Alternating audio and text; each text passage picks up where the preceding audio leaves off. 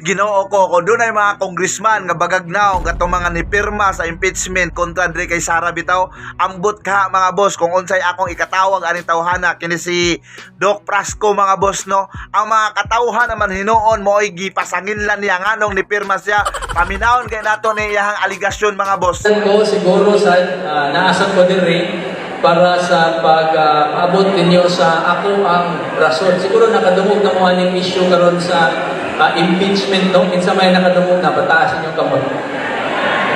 Kinsa may nakabasa na sa Facebook.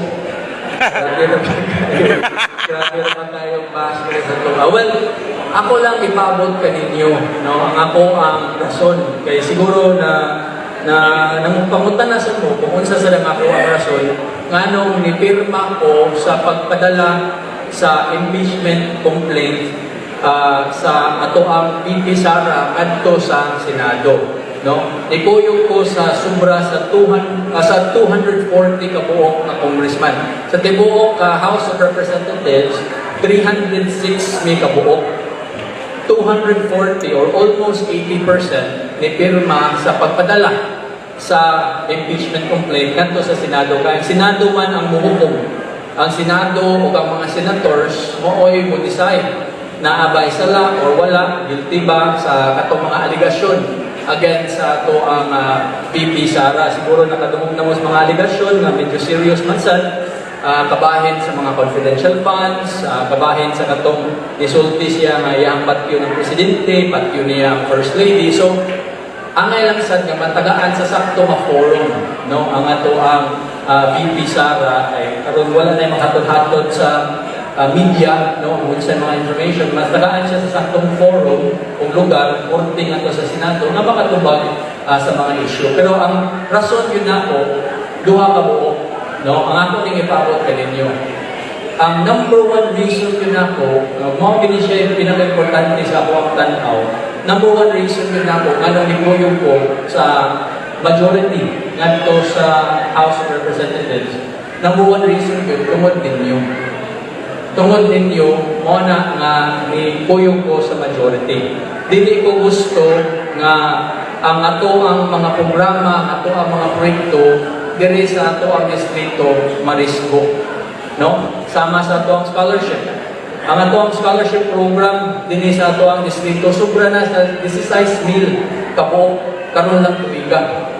Sa ato ang assistance para sa ato ang mga PWDs, nanghatag ka og PWDs karon, assistance sa itong PWDs karon adlaw ato naging semana sa Liloan, assistance sa ato ang mga mananagat, assistance sa ato ang mga solo parent, assistance sa pinyuha, sa ato ang mga drivers, no, assistance sa mga vendors, sa ato ang mga programa dinhi sa ato ang Quinto Distrito, plus sa ato ang mga proyekto na ako ipatukod nga duha ka buok nga universities dinhi sa ato ang Quinto Distrito. Usa ka university dito sa Liloan, usa ka university dito sa Bourbon, na ako ipatukod nga airport ngadto sa Camotes, na ako ipatukod nga hospital ngadto sa Liloan, government center, kaning ato ang mga covered courts, mga kadalanan nga ato ipasiminto, kaning mga classrooms nga ato ang ipatukod, no?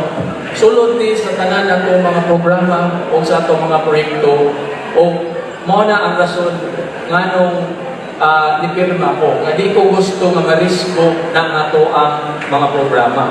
Kaya kung mahitabo pagod nga dili lang mukuyog sa majority, dili ko mukuyog sa kadaghanan dito, mauwahi ang ato ang mga hangyop, mauwahi ang ato ang mga programa o mga proyekto. No? Unya, delikado kayo, masiruhan ko sa ako ang budget. Masiruhan ta sa ato ang mga kayuhan, mga programa, sa ato mga proyekto din sa ato ang Quinto Distrito. Hinumdumi ninyo, mga kaigsuunan ko, karong Mayo 12, dili ni Astila na unsa man nga klase nga rason, grabe naman kay ni kabinuang pati mga katauhan sa iyang distrito iya pang pasanginlan mga boss, na unsa naman hinuon is congressman oy.